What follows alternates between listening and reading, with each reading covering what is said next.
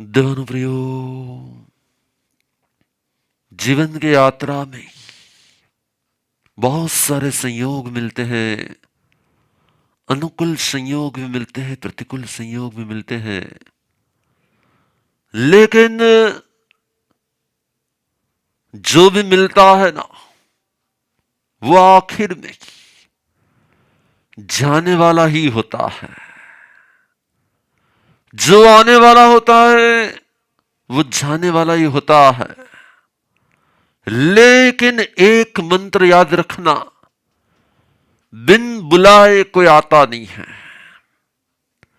इस जगत का एक भी संयोग, इस जगत का एक भी संयोग क्या बिन बुलाए कभी आता नहीं है।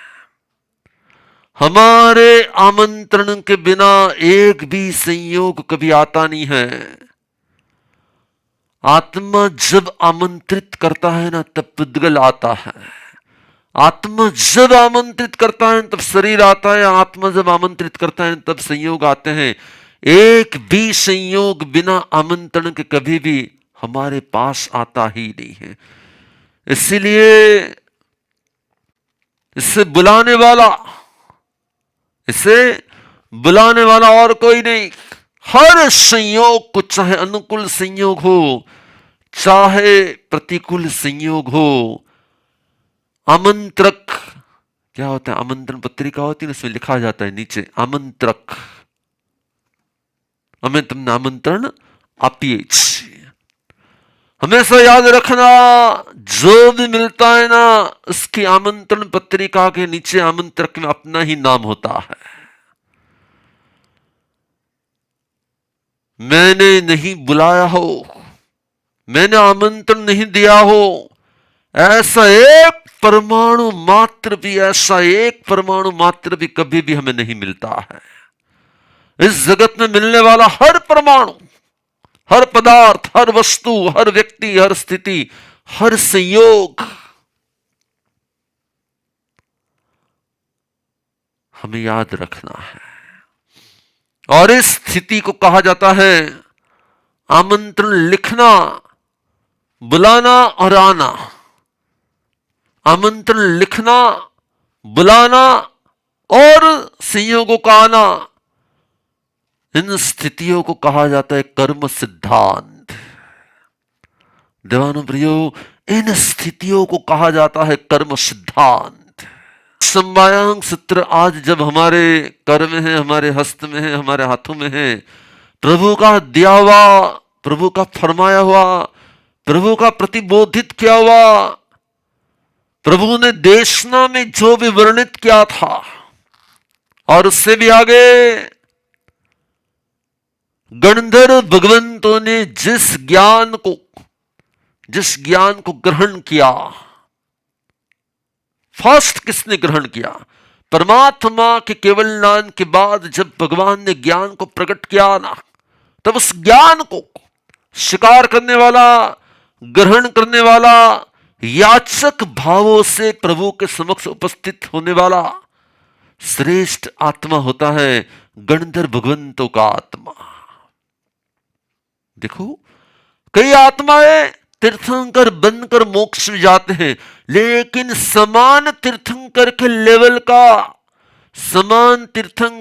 लेवल का तीर्थंकर नाम कर्म के उदय वाला कोई आत्मा हो ना, तो उसे गणधर कहा जाता है। आपने कभी सुना नहीं होगा, गणधरों का तीर्थंकर नाम कर्म का उदय होता है।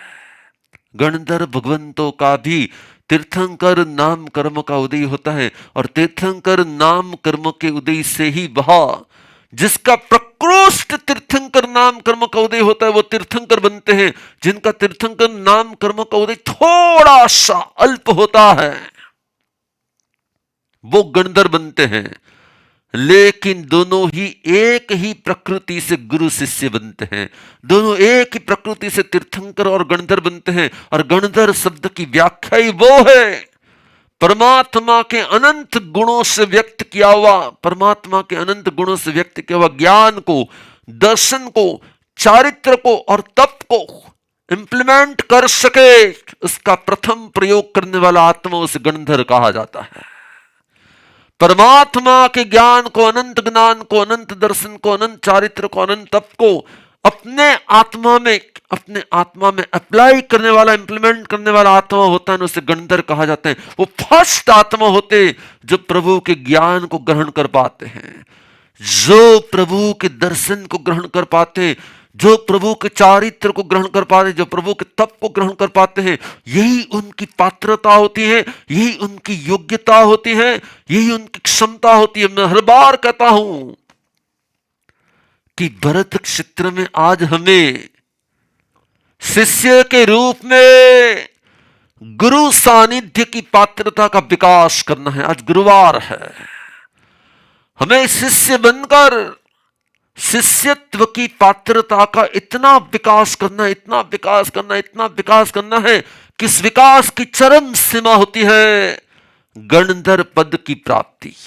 शिष्यत्व की श्रेष्ठ में श्रेष्ठ चरम सीमा होती है गणधरत्व।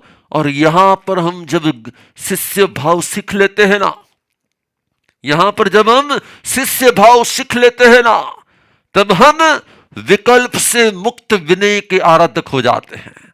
और जब हम यहां पर जब हम यहां पर विकल्प विहीन विनयत्व का आचरण कर लेते हैं ना, तो हमारे अंदर में प्रभु के पात्र बनने की पात्रता प्रकट होने लगती है। गुरु के पास जब हम शिष्य के रूप में उपस्थित रहते हैं, तो धीरे धीरे हमारी प्रैक्टिस होती है। हमारे अहंकार को, हमारी इच्छाओं को, हमारे मोह को, हमारे राग को, हमारी बुद्धि के विकल्पों को, हमारे बुद्धि के विकल्पों को शांत करने से हम यहां पर धीरे धीरे हमारी पात्रता का विकास करते हैं। और वही पात्रता का विकास करके जब हम प्रभु के सानिध्य में पदार्थ हैं। किसी ने पूछा कि शिष्य क्यों बनना चाहिए? किसी ने पूछा कि शिष्य क्यों बनना चाहिए? तो आपको कहना है कि हमारे तीर्थंकर नाम कर्मों के बीच बोने के लिए शिष्यत्व प्रकट करना चाहिए। जो शिष्य बनता है ना, वही तीर्थंकर नाम कर्मों का उत्कृष्ट बंद कर सकता है। जो शिष्य बनता है ना, वही अपने अहंकार से मुक्त हो सकता है, और वही गणधर पद प्राप्ति के पुण्य का उपार्जन भी कर सकता है, उस लब्धि की प्राप्ति का पुण्य उपार्जन भी कर सकता है, उस क्षमता का भी विकास कर पाता है। इसीलिए आज गुरुवार है, तो मेरी फर्स्ट आपको प्रेरणा है क्या? मेरे शिष्यत्व का इतना विकास हो कि मैं प्रभु का प्रथम पात्र बन सकूं। और प्रभु का प्रथम पात्र बनना मीन्स कोई परमात्मा की भक्ति करने की बात नहीं कर रहा हूं मैं गुणों का पात्र बन सकूं, क्योंकि परम तत्व हमेशा अनंत गुणात्मक होते हैं। परम तत्व हमेशा के लिए अनंत गुणात्मक होते हैं, और अनंत गुणात्मक परम तत्व, परमात्मा तत्व, तीर्थंकर तत्व का सानिध्य प्राप्त करके अपने अनंत गुणों का विकास करना, ऐसा भाव यदि हमारे अंदर में प्रकट हो जाता है ना, ऐसा भाव हमारे अंदर में प्रकट हो जाता है ना, धीरे धीरे हम फ्यूचर गणधरत्व का बुकिंग कर लेते हैं। हमारे अंदर का एक विश्वास होना चाहिए, प्रभु हूं तारो एवो तारो, प्रभु हूं तारो पण केवो तारो कि તમે મને તારી જ લેશો એવો વિશ્વાસ વાળો હું તારો છું। और इस विश्वास को जैसे जैसे हम गणधर के रूप में अपने आप में अनुभव करते हैं, एहसास में लाते हैं ना, धीरे धीरे आत्म कॉन्फिडेंस बढ़ने लगता है, हमारा आत्मविश्वास बढ़ने लगता है, और वही आत्मविश्वास से हमारे अंदर का गणधरत्व प्रकट होने लगता है। मुझे आपको यही कहना है कि तीर्थंकर भगवंतों ने अपने ज्ञान को जब भी केवल ज्ञान को प्रकट किया होगा, कितना पुरुषार्थ महावीर ने किया हुआ पुरुषार्थ, कितना जबरदस्त पुरुषार्थ था। लेकिन उस पुरुषार्थ का फल सिर्फ महावीर की थाली में था कि महावीर तो परोसने वाले थे। महावीर की सिर्फ खुद की थाली भरी कि महावीर ने अपने ज्ञान को, महावीर ने अपने केवल ज्ञान को, महावीर ने अपने अनंत ज्ञान को, महावीर ने जिस ज्ञान गुण को प्रकट किया था, उस गुणों का क्या कर दिया? उस गुणों का क्या कर दिया? उन्होंने उस गुण को, अपने ज्ञान गुण को अर्पण करना शुरू कर दिया। और जैसे ही एक परम तत्व अपने ज्ञान को अर्पण करना शुरू कर देता है ना, मुझे आपको इस सिद्धांत की ओर ले जाना है कि तीर्थंकर गणधर भगवंतों को अपना पाया हुआ ज्ञान जब अर्पण करते होंगे तब गणधरों ने उनके पास से कभी ज्ञान नहीं मांगा था। गणधर भगवंतों ने उनके सानिध्य में कभी ज्ञान मांगा नहीं था। उन्होंने तो सिर्फ इतनी ही विनती की थी, प्रभु जैसे आपका अनंत ज्ञान प्रकट हुआ ना, मेरे पर भी ऐसी कृपा बरसाओ कि मेरा अनंत ज्ञान प्रकट हो जाए। प्रभु हूं तारो तो हूं तारा शरीक हो। जो तारू अनंत ज्ञान तार अंदर माथी प्रकट थाय, कोईનું આપેલું नहीं, कोईનું मागेલું नहीं, कोईનું દીધેલું नहीं, कोईના द्वारा प्रदत्त नहीं, अंदर माथी प्रकट। शब्द याद रखो, कोईना द्वारा प्रदत्त नहीं, अंदर माथी प्रगट ते ज्ञान गुण होय छ। तीर्थंकर भगवंत भी जब ज्ञान को प्रकट करते हैं और जब प्रसारित करते हैं, तब वह गणधर भगवंतों को ज्ञान देते नहीं है, ज्ञान को प्रकट करने का मार्ग देते हैं। गुरु शिष्य को, गुरु शिष्य को ज्ञान देने के मिथ्या भ्रम में नहीं रहते हैं। गुरु शिष्य को ज्ञान देने के मिथ्या भ्रम में नहीं रहते हैं। वो तो सिर्फ आपके अंदर में रहे हुए अनंत ज्ञान को प्रकट करने का मार्ग देते हैं। किसी भी गुरु को, किसी भी भगवान को, किसी भी तीर्थंकर को, किसी भी विद्वान ज्ञानी पुरुष को हमेशा यह सत्य मालूम होता है। कौन सा सत्य? उन्हें मालूम ही होता है कि मैं ज्ञान को प्रदत्त करने वाला नहीं हूं, मैं तो ज्ञान को प्रकट करने वाला हूं और प्रकट कराने वाला हूं। मैं ज्ञान को प्रदत्त करने वाला नहीं, मैं ज्ञान को प्रकट करने वाला हूं और प्रकट कराने वाला हूं। देवानु प्रियो, आपके अंदर में क्या, मेरे और आपके अंदर में जैसा तीर्थंकरों के पास ज्ञान होता है ना, वही ज्ञान, उतना ही ज्ञान, एक अंश भी कम नहीं, उतना ही ज्ञान मेरे, आपके मेरे अंदर में रहा हुआ है। न किसी की मोनोपोली होती है कि नहीं अनंत ज्ञान पर सिर्फ मेरी ही मोनोपोली है।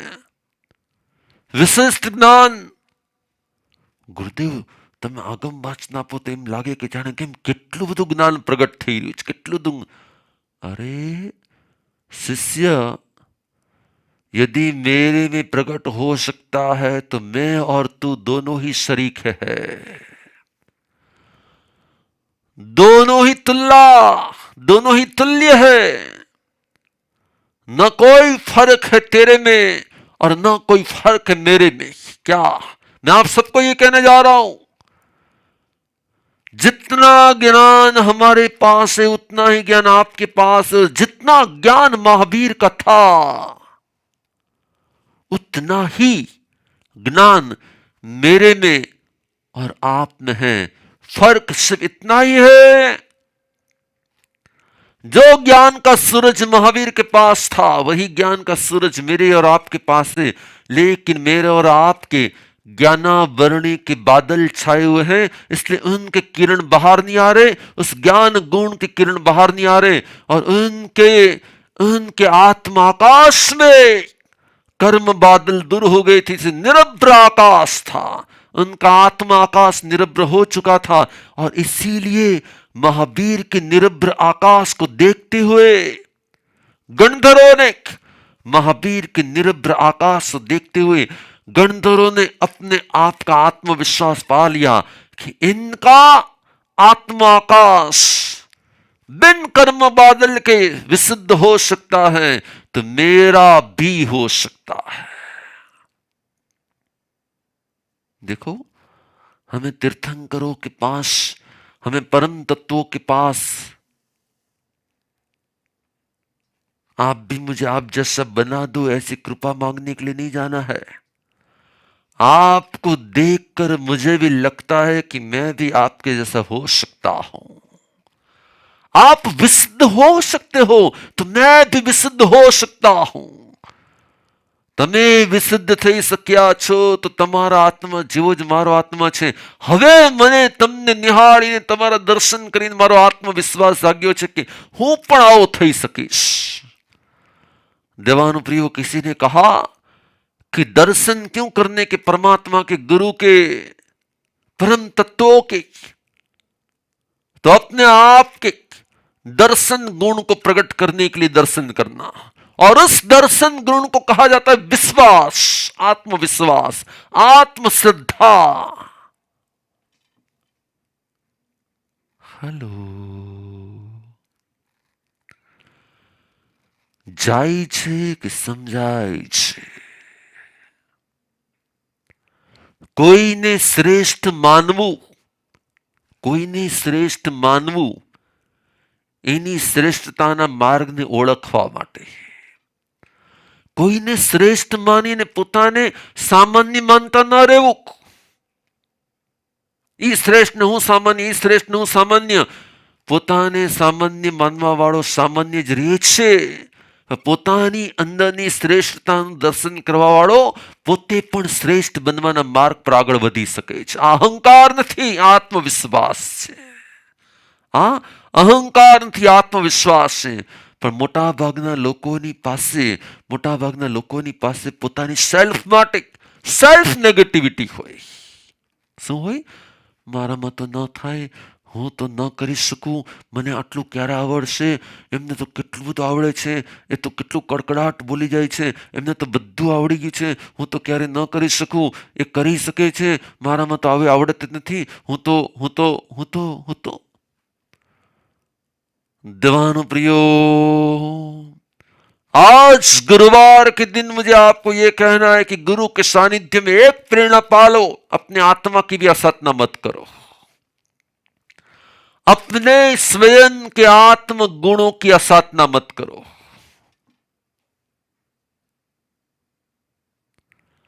अपनी क्षमता होते हुए भी अपने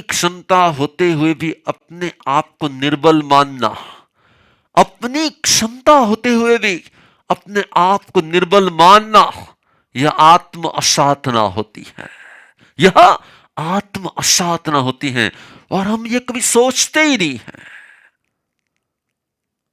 इसीलिए भगवान ने कहा, इसीलिए परमात्मा ने कहा, अपनी आत्म क्षमता पर अनुप्रेक्षा करो। इसलिए भगवान ने कहा अपनी आत्म क्षमता पर अनुप्रेक्षा करो और श्रेष्ठ के दर्शन करते करते अपने अंदर की क्षमताओं को अपने अंदर की क्षमताओं को डेवलप करो। मेरे से भी हो सकता है, मैं भी कर सकता हूं, मैं भी आई कैन, मेरे अंदर में क्षमता है, मैं भी कर सकता हूं।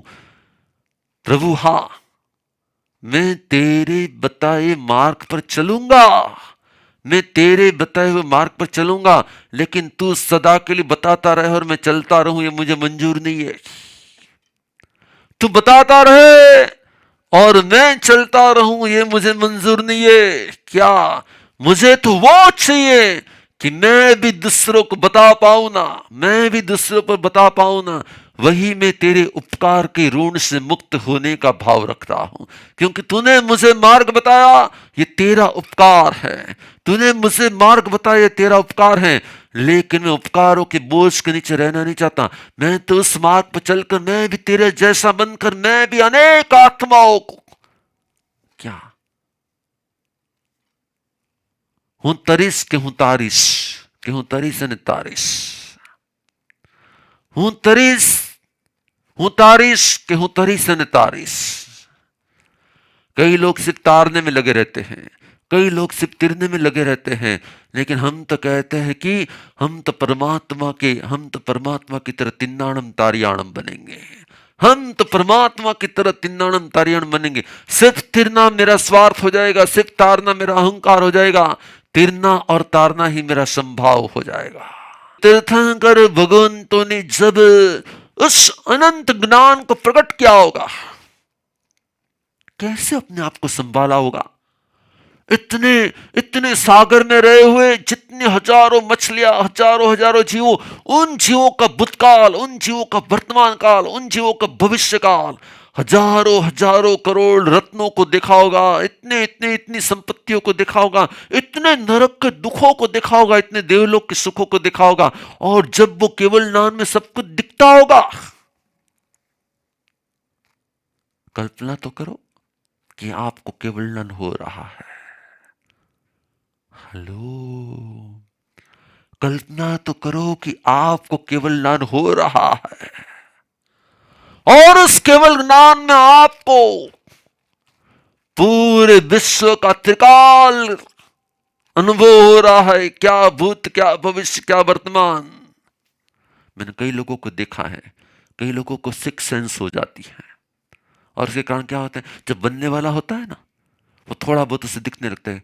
मैंने गुरुदेव પેલાથી ખબર પડી ગઈ હતી છે ને આમ જ થવાનું છે, એ એક્સિડન્ટ થવાનું છે, મને ખબર પડી ગઈ હતી, આમ થશે મને ખબર પડી ગઈ હતી, મારા અંદરમાંથી છે ને, મારા અંદરમાંથી આવતું હતું, બસ હવે આમ થવાનું છે। कई लोगों को थोड़ा सा ये ज्ञान हो जाता है ना, तब भी वो अपने आप को मैंने છે ને बत्ती खबर पड़ी गई थी। जिसको थोड़ा बहुत हो जाता है ना, उसको उसके अंदर में इतना आश्चर्य होता है। तीर्थंकर को जब पूरा भूत, पूरा वर्तमान, पूरा भविष्य दिखता होगा, कल्पना करो कैसी स्थिति होगी उनकी।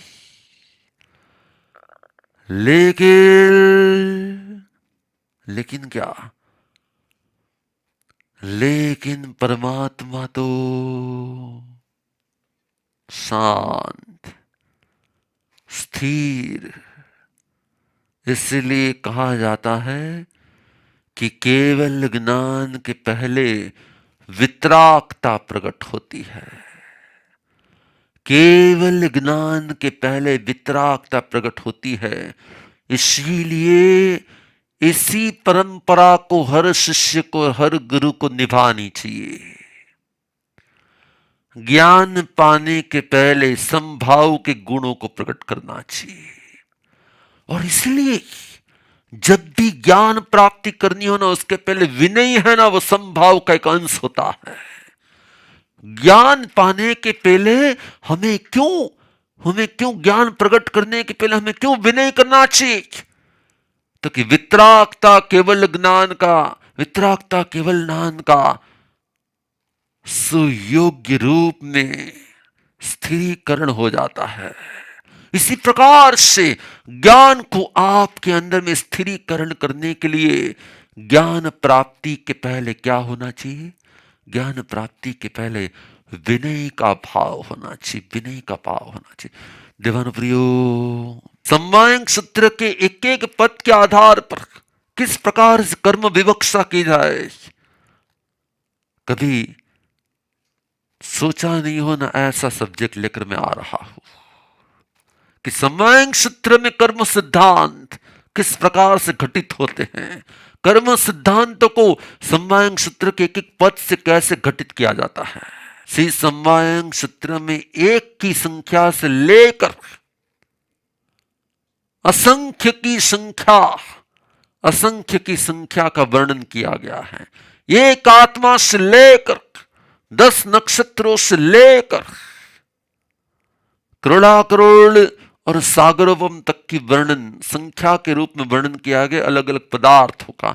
और ऐसा वर्णन जिसमें है 1 से 10 की संख्या का वर्णन होता है उसे स्थानांक सूत्र कहा जाता है, और 1 से असंख्य की संख्या का वर्णन किया जाता है उससे समवायांक सूत्र कहा जाता है। और ऐसे समवायांक सूत्र में प्रभु ने कहा, यह खलु सम्रणम भग्या महावीरम जाओ सिद्धि की नाम दे ठाणम संपत्त्यणम एवं द्वार संगे गणि पिड़गे पनत्ते द्वाल स्वयं। 12 प्रकार के श्रवण भगवान महावीर स्वामी ने गणि पिटक कहे हैं। वो क्या है, किस प्रकार से इसमें आता है, सब कुछ अवसरे। गुरुवार है आज, और गुरुवार में आज हमारी आपको यह आज्ञा है कि आपको अपने गुणों को लिखना है कि माराમાં પણ ભગવાન જેવા કેટલા કેટલા ગુણો છે। હલો, તમારે તમારી નોટબુકમાં લખવાનું છે તમારામાં ભગવાનના કેટલા કેટલા ગુણો છે। તમે ભગવાનથી નજીક છો તો ભગવાનના કેટલા બધા ગુણો તમારામાં પણ હશે। ભગવાનમાં અહિંસા તો તમારામાં પણ અહિંસા, ભગવાનમાં અનુકંપા તો તમારામાં પણ અનુકંપા, ભગવાન પણ ઘણીવાર ભગવાન પણ એકદમ ભાવથી અનેક જીવો પર વાત્સલ્ય વરસાવતા હતા, તમે પણ ઘણા બધા જીવો પર વાત્સલ્ય વરસાવી શકો છો। એકાકાર શું મારા ને પરમાત્માના કયા ગુણો એક છે, આજ તમારે લખવાનું છે। પોતાની જાતને સામાન્ય ન માનો, પોતાની જાતને શ્રેષ્ઠ સાથે સરખાવીને શ્રેષ્ઠ બનો।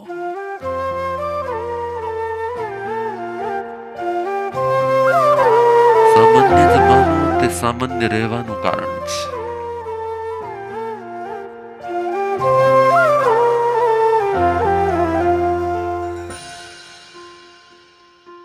गुरु तारा उपकार अनंता, करुणा तारो श्वास तुझने पाविने, जाग्यो हर शिष्य ने विश्वास। आवशे एक भव्य एकाकार थशे, आत्म तारो मारो।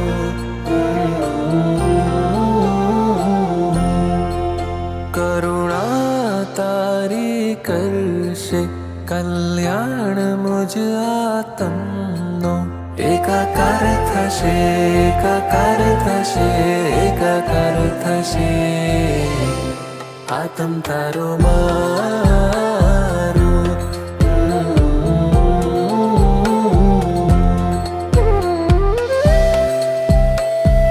શુભ થાઓ, મંગલ થાઓ, જોડો હાથ, મંગલ પાઠ।